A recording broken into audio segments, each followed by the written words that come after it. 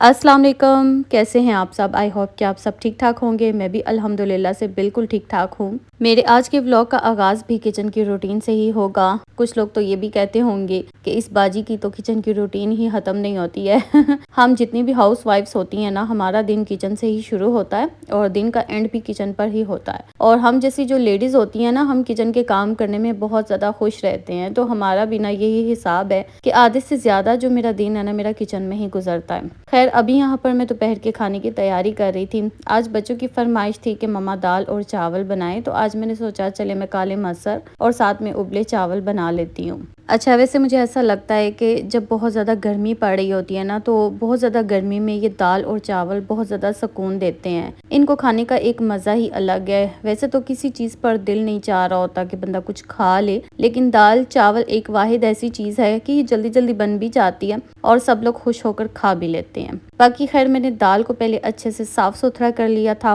उसके बाद मैंने इसको अच्छे से धोया। फिर मैं इसके अंदर ना बेसिक से स्पाइसेस ऐड करती हूँ, जैसे कि नमक, लाल मिर्च का पाउडर, हल्दी पाउडर, खुश्क धनिया, साबुत ज़ीरा और गरम मसाला हम इसमें लास्ट में डालेंगे। अच्छा, इसके अंदर ना आप एक चिकन क्यूब भी ऐड कर दिया करें। इसकी वजह से ना दाल का टेस्ट बहुत ज़्यादा मज़े का बनता है। अभी कुछ दिन पहले की बात है कि मैंने इसी तरह अपने घर पे दाल बनाई, तो मैंने अपनी हेल्पर को भी ना एक डिब्बे में डाल कर दी। मैंने कहा चलो तुम घर ले जाओ, खुद भी खाना और अपने बच्चों को भी खिलाना। फिर जब नेक्स्ट डे को वो मेरे घर आई ना, तो मुझे आकर बताने लगी कि बाजी आपके हाथ की पकी हुई दाल मेरे बच्चों को इतनी ज़्यादा कोई पसंद आई है ना। वैसे मेरे बच्चे दाल खाते हुए ना बड़ा नखरा करते हैं, लेकिन आपके हाथ की पकी हुई दाल उन्होंने इतने ज़्यादा शौक से खाई ना, मुझे कहते हैं कि मामा आप ऐसी दाल नहीं बनाती हैं जिस तरह से इन आंटी ने बनाई है। फिर मैंने उसको बोला, मैंने कहा तुम बीच में ना एक चिकन क्यूब डाल दिया करो। इस तरह करने से ना दाल का टेस्ट बहुत ज़्यादा मज़े का बनता है। और जो बच्चे दाल खाने में बहुत ज़्यादा तंग करते हैं ना, वो भी बहुत शौक से मज़े ले लेकर दाल खाते हैं। बाकी खैर मैंने चावलों को भी भिगो कर रख दिया था, क्योंकि साथ में मैंने बॉइल्ड राइस बनाने थे। ये दोनों काम करने के बाद ना सबसे पहले मैंने रोहान मुस्तफ़ा को फ्रेश किया, इसको नहलाया, क्योंकि ये बहुत ज़्यादा तंग कर रहा था। इसको इतनी ज़्यादा कोई गर्मी लग रही थी ना, बेचारा अपने कपड़े खींच रहा था कि मेरे कपड़े उतार दो।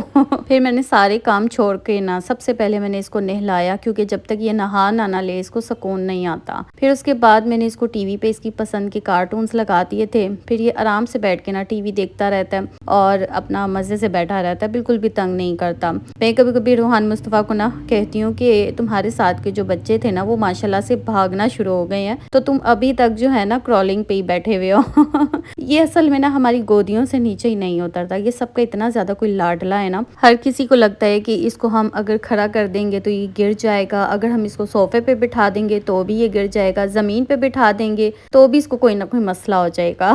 बस ये हमारी अपनी हरकतों ने ना इसको बहुत ज़्यादा सुस्त बना दिया है। मेरे जो ससुर है ना, वो रोहान मुस्तफ़ा के मामले में ना बहुत ज़्यादा सख्त हैं। वो किसी ना किसी को इसके पास बिठा ही रखते हैं कि बस इसके पास से हिलना नहीं है, इसको अकेला नहीं छोड़ना। फिर हमें ना ऐसा फील होता है कि जैसे रोहान मुस्तफ़ा ना हमारे घर में पहला बच्चा पैदा हुआ है, इसके अलावा तो हमारे पूरे ख़ानदान में किसी का कोई बच्चा ही नहीं था।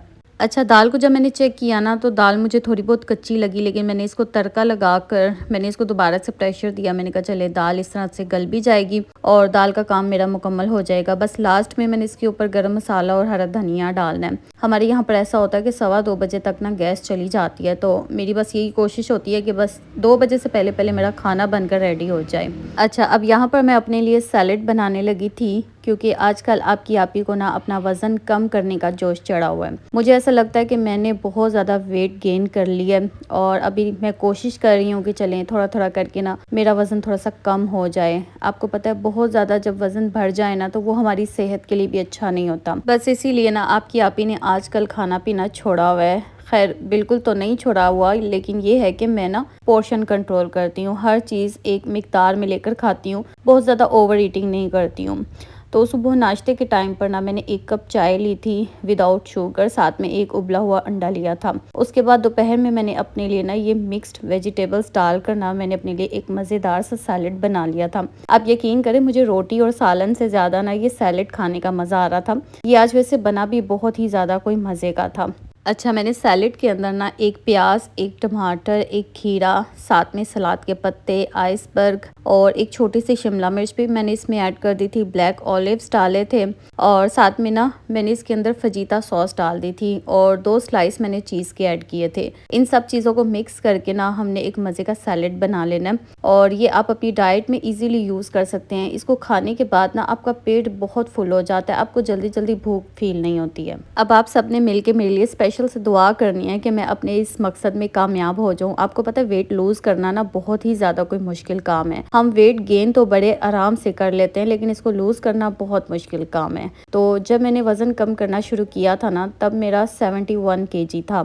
तो अभी देखें मैं कहाँ तक पहुँचती हूँ। टारगेट तो मेरा 55 kg है अब बस यही दुआ है कि मैं अपने टारगेट को अचीव कर लूँ। अच्छा जी, अब मैंने अपना बाकी का जो व्लॉग है ना ये मैंने अगले दिन से बनाना स्टार्ट किया था। आज फ्राइडे था और फ्राइडे को हमारा प्लान था कि हम लोग जाएंगे गुजरांवाला मेरी बड़ी सिस्टर के घर पे। असल में मेरी जो भांजी है ना वो मेरे पास रहने के लिए आई हुई थी। तकरीबन 1 वीक वो मेरे पास रुकी है और सुभान जो है ना वो अपनी खाला के घर गया हुआ था। हमने आजकल ना बच्चे एक्सचेंज किए हुए थे। मेरी भांजी मेरे पास रहने के लिए आई हुई थी और सुभान अपनी खाला के घर रहने के लिए गया हुआ था। मेरी जो बड़ी आपी है ना इसके माशाल्लाह से 3 बेटे और 1 बेटी है। तो वासिया के साथ ना वहाँ पर खेलने वाला कोई भी नहीं था तो ये बहुत ज़्यादा फील करती है कि मेरी बहन नहीं है। तो फिर इसको मैं अपने घर ले आई थी। मैंने कहा चलो तुम 1 वीक मेरे पास रहो ना, यहाँ पर आपी भी है, ताबीर और नूर भी हैं, इनके साथ ना इसका टाइम अच्छा स्पेंड हो जाएगा। तो बस आज इसी सिलसिले में हम गुजरांवाला जा रहे थे। हमने सोचा था कि चले हम वासिया को वापस उसके घर भी छोड़ आएंगे, साथ हम सुभान को ले आएंगे और चले हमारा सारा दिन ना आपी के साथ गुजर जाएगा।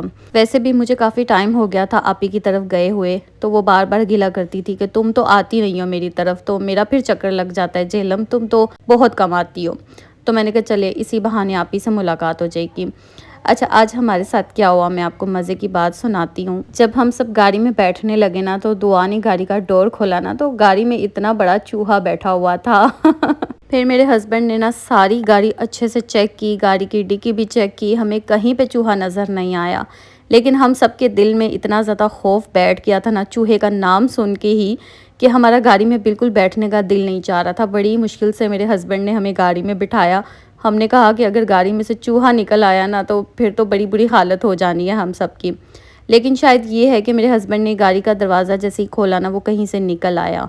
तो लेकिन फिर भी ना हम सब के दिल में एक अजीब सा खौफ था कि ये ना किसी के पाँव के नीचे से चूहा बाहर आ जाए। बाकी है 1.5 से 2 घंटे का सफ़र करने के बाद ना हम आपी की तरफ पहुंच गए थे। तो तकरीबन 3:30 बजे का टाइम था जिस टाइम हम आपी की तरफ पहुंचे थे। हमारे आने से पहले ना आपी ने टेबल सेट किया हुआ था, खाना बिल्कुल रेडी था। हम जब भी आपी की तरफ जाते हैं ना तो आपी अच्छा खासा तकल्लुफ़ करती है, बहुत ही मज़े का कोई खाना बनाती है। अच्छा, मेरा ये वाला जो भांजा है ना इसका नाम मूसा है और कह लो आप कि मेरे सब भांजे भांजियों में से ना ये मेरा फेवरेट भांजा है ये मुझे बहुत ही कोई प्यारा लगता है। प्यारा इस वजह से ये बहुत ज़्यादा लगता है क्योंकि ये अपनी मामा की बहुत ज़्यादा हेल्प करवाता है। मेरी आपी की जो बेटी है ना वो सब बच्चों में से छोटी है लेकिन ये अपनी मामा का ना हर काम कर देता है, कभी अपनी मामा की बात को नहीं टालता।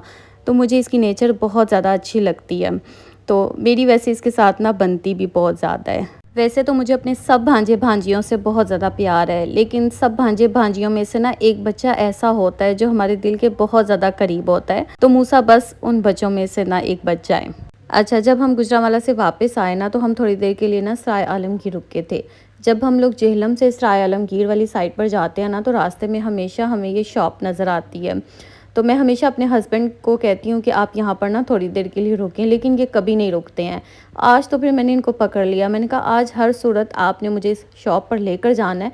मैं हमेशा यहाँ पर ना ये चीज़ें देख देख कर बड़ी खुश होती हूँ कि शायद मुझे मेरे मतलब की कोई चीज़ मिल ली जाए। वैसे तो यहाँ पर काफ़ी ज़्यादा वैरायटी थी, मिट्टी के बर्तन भी थे इनके पास, लकड़ी के भी थे, डेकोरेशन पीसेस भी थे, इसके अलावा ये छापे वगैरह थे और बहुत सारी चीज़ें थी इनके पास ऐसी जो हम डेली रूटीन में यूज़ कर सकते हैं। लेकिन जो चीज़ मैं लेना चाह रही थी ना वो मुझे नहीं मिली। वैसे भी इतिहास गवाह जो चीज़ आपको पसंद हो और आप उसको लेने के लिए बहुत बेचैन हो ना वो आपको कभी भी ईजीली नहीं मिलती है। बाकी खैर ये था आज का मेरा एक छोटू सा व्लॉग। आज का व्लॉग मैं यहीं पे एंड करूँगी। अगर व्लॉग पसंद आया तो वीडियो को लाइक कर दें, चैनल पर न्यू हैं तो चैनल को सब्सक्राइब कर दें। फिर से मिलेंगे एक और व्लॉग के साथ, तब तक के लिए अपनी दुआ में याद रखिएगा। अल्लाह हाफिज़।